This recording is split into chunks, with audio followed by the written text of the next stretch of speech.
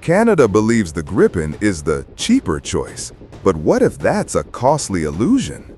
Hidden expenses, strategic risks, and long-term sacrifices could turn savings into a financial trap. Let's uncover the truth behind Canada's fighter jet dilemma. Welcome back, SkyJet Wings. Canada is standing at a critical crossroads in its defense strategy. For decades, the aging CF-18 Hornets have patrolled Canadian skies, but time is running out. The debate over their replacement has narrowed to two names that dominate both headlines and political corridors: the American-built F-35 and Sweden's Saab Gripen. At first glance, the Gripen often appears as the budget-friendly option, a narrative repeated in news articles, interviews, and parliamentary discussions. Cheaper to buy, easier to maintain, and pitched as the smart choice for taxpayers. But here's where the story takes a turn. Beneath the surface of this so-called bargain lies a much more complicated reality, one that few Canadians hear about. And it's this hidden side of the equation that could reshape how we view the true cost of choosing Gripen. On paper, the Gripen EF looks like a bargain.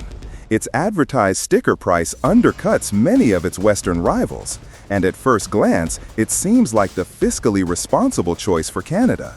But procurement isn't just about what shows up on the sales receipt.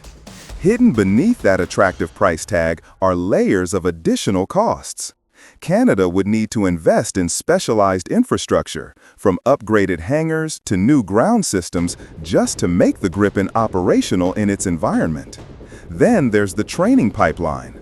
Canadian pilots and ground crews would require unique Gripen-specific instruction, creating a parallel system that adds both expense and complexity. Saab, of course, offers offset promises, industrial benefits, technology transfers, and opportunities for Canadian aerospace firms. But the critical question is this: do these offsets actually balance the scale? Or are they little more than glossy talking points that mask a heavier financial burden? The real cost of a fighter jet isn't just in the purchase, it's in the decades of service that follow. And when it comes to the Gripen, those long-term bills may be far steeper than many Canadians realize. Yes, Saab touts the Gripen as fuel-efficient and relatively simple to maintain. But sustaining an aircraft is about more than just fuel. Spare parts availability, proprietary software upgrades, and ongoing modernization programs all come with price tags that climb steadily over the years. Then there's integration. Plugging the Gripen into NORAD and NATO's existing command and control networks isn't straightforward.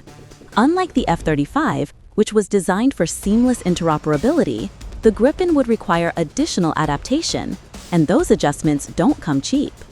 And here's a sobering reality.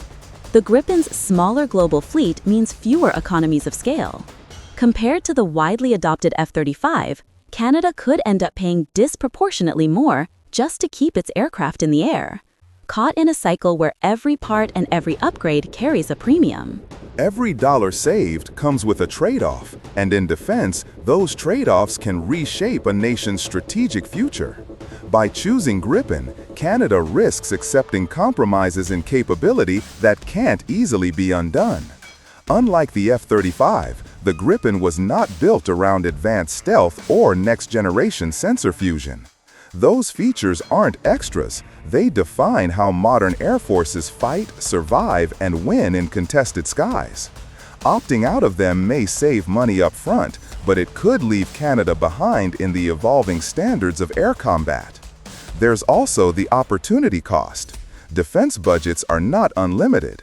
Billions funneled into Gripen acquisition and sustainment could mean less funding for other urgent priorities: Arctic defense, cyber capabilities, or naval modernization. The question becomes, is Canada narrowing its military flexibility in pursuit of short-term savings? And finally, the aerospace industry. Joining the F-35 program opens doors to global supply chains and future fighter projects. Choosing Gripen risks isolating Canada from these opportunities, limiting not only industrial participation, but also the country's ability to shape the technologies of tomorrow's air power. When the numbers are stripped of political spin and glossy brochures, a very different picture emerges. The Gripen's cheap image begins to crumble under the weight of hidden costs. Specialized infrastructure, training pipelines, interoperability hurdles, spare parts premiums, and limited economies of scale. Add to that the lost industrial opportunities and long-term strategic disadvantages, and suddenly the price tag doesn't look so small. In reality, Canada could be staring at a bill far higher than advertised, one that stretches well into the tens of billions over the life of the aircraft. For taxpayers, this isn't just about numbers on a spreadsheet. It's about what gets sacrificed in healthcare, education, or even other defense priorities when those billions are committed. So here's the reckoning. Is Canada truly saving money with Gripen, or is it buying into a dangerous illusion?